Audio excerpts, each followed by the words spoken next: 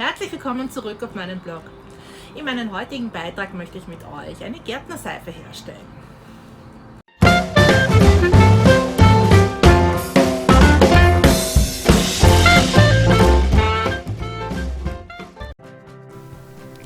Wir arbeiten viel im Garten oder im Haus mit Pflanzen.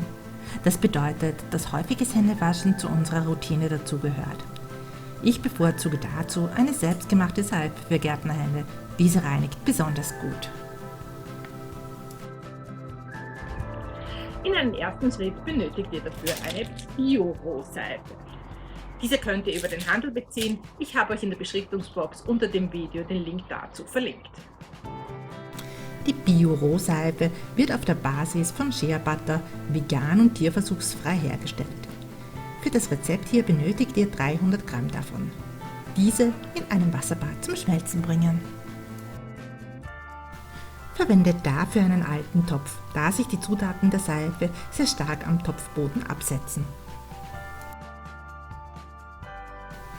Anschließend kommen 3 Teelöffel getrockneter Lavendel dazu.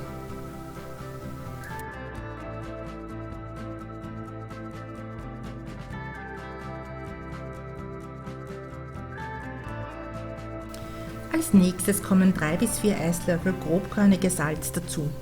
Dieses wirkt reinigend, desinfizierend und schützt unsere Haut.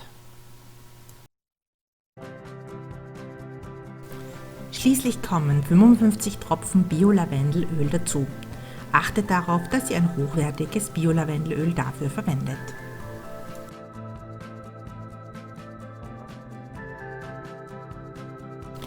Die flüssige Seifenmasse in Silikonformen füllen. Übrigens, das Rezept zum Nachlesen findet ihr wie immer in der Beschriftungsbox unter dem Video.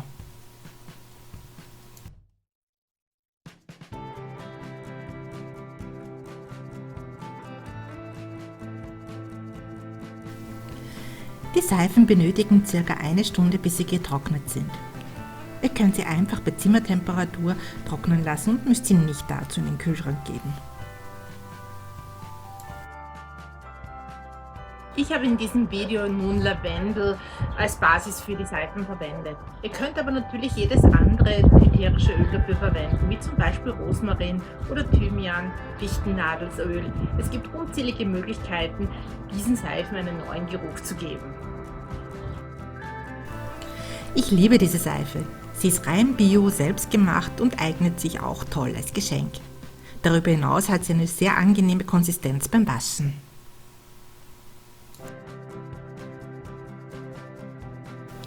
Übrigens ganz toll zu dieser Seife für Gärtnerhände passt die heilende Gärtnersalbe, die ich euch in einem älteren Video von mir vorgestellt habe. Ich verlinke euch das Video dazu. So, das war's dann auch schon wieder für heute. Freut mich, dass ihr dabei gewesen seid und ich hoffe, ihr schaut das nächste Mal wieder vorbei. Eure Kräuterhexe!